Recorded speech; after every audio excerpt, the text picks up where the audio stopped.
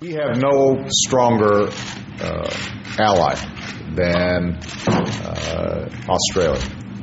And as we celebrate the 60th anniversary of our alliance, I think it's especially appropriate to have Prime Minister Gillard here.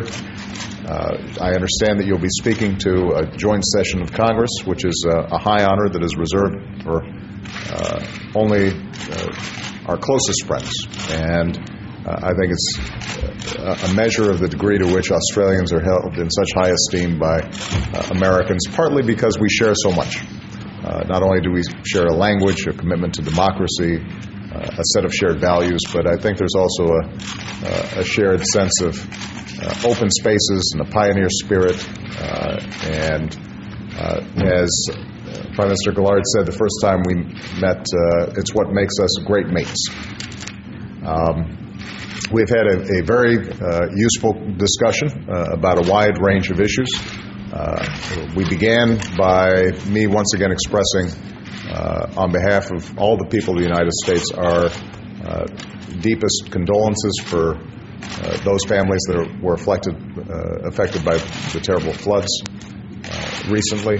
We want to commend Prime Minister Gillard and her government and all the personnel who were involved for their timely response at what is, I know, a very difficult time. And once again, we want to pledge any support that we can provide to the Australian people in this moment of hardship.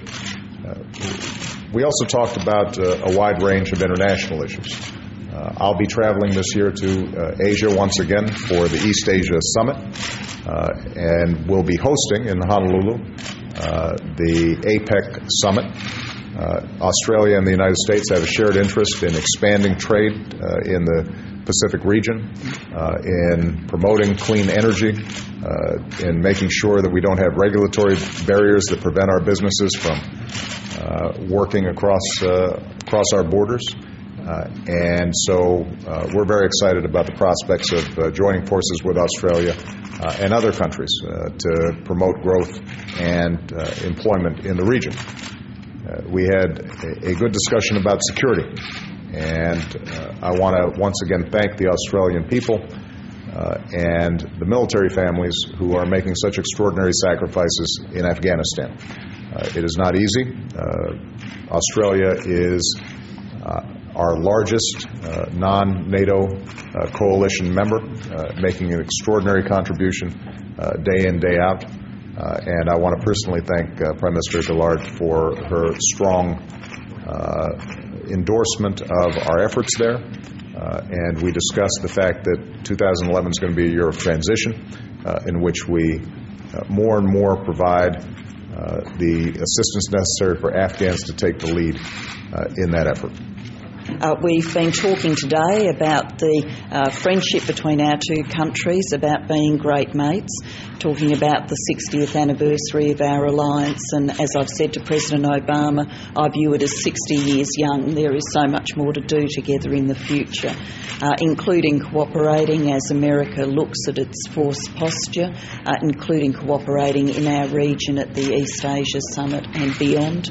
I've talked to President Obama today about preparations for the G20, about its continuing importance in keeping a focus on growth and on jobs for the future. And we've talked about the importance of trade, both the Trans-Pacific Partnership, where under President Obama's leadership we are hoping at APEC to see major progress, and also the Doha round, where we are hoping to see major progress this year. We've had the opportunity to talk about the fight in Afghanistan.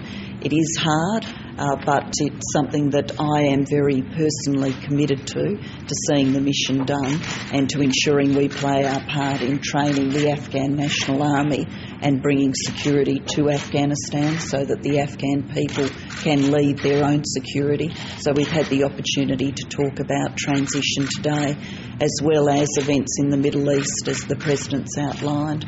So it's been a very great pleasure to be here. Thank you very much for these discussions, and I know across the full range of economic discussions, of military discussions, defence cooperation, the mission in Afghanistan, public policy issues which our nations share, education, which we'll have the opportunity to talk about at the school, climate change. We will be continuing to work together very strongly for the future.